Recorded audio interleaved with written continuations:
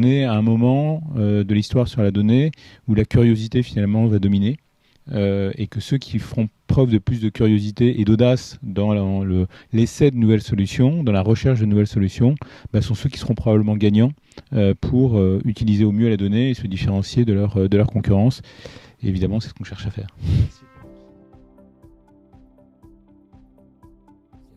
Aussi l'idée de quatrième révolution de rassembler, de faire travailler ensemble des scientifiques, des start-upers, des responsables d'entreprise, des juristes, des responsables de sciences humaines m'a paru extrêmement féconde.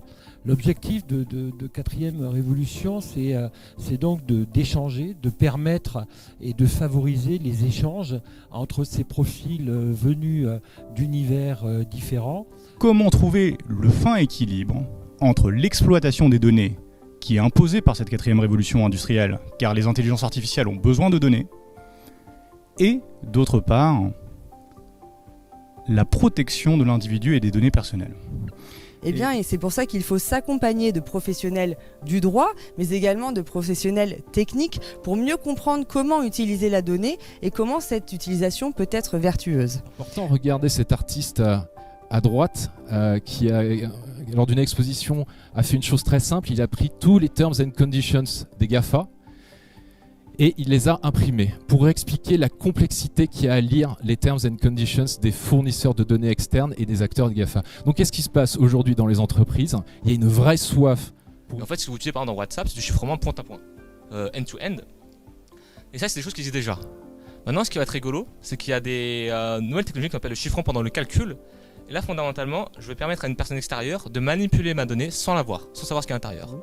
L'idée, c'est de créer une infrastructure de partage des données alternatives à celle des GAFA, le Data Transfer Project, parce que si nous, on a créé le RGPD, qu'on n'a pas su créer le standard qui va avec, eux ont déjà créé leur standard, donc on sait très bien que si on ne propose pas une alternative crédible, une fois de plus, les JO seront l'occasion de donner encore plus de force aux GAFA. Et finalement, on est en train de créer une nouvelle couche d'Internet, c'est la couche de gestion des données personnelles, qui se situe à un niveau différent des services même qui exploitent ces données personnelles. Alors, il existe des solutions pour répondre à ces différents obstacles. On en a vu quelques-uns juste avant. Mais je pense qu'on peut aller plus loin. Qui d'autre était à l'endroit où vous étiez ? Qu'est-ce que vous avez en commun avec eux ? Que dépensent les gens qui, comme vous, vont le samedi après-midi à tel endroit ? C'est quoi leur marque préférée, etc., etc., etc.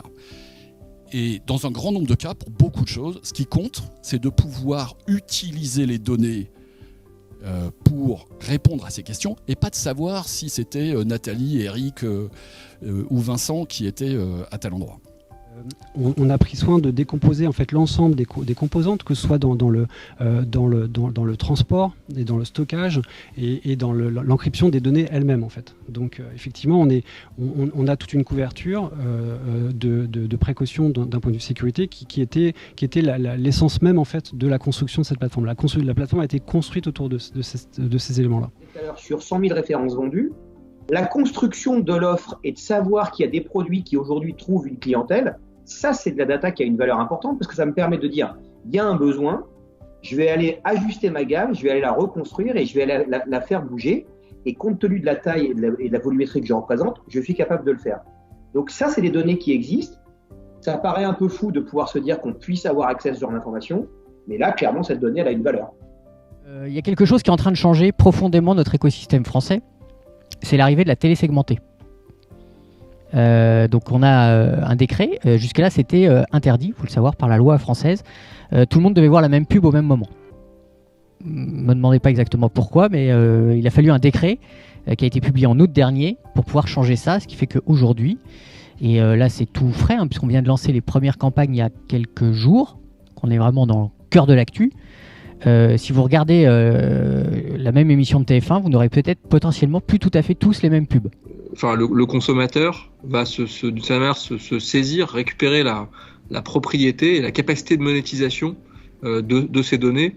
Et donc ce sera un triptyque en termes de répartition de la valeur entre le consommateur final, celui qui opère sa donnée, celui qui la diffuse de manière efficace.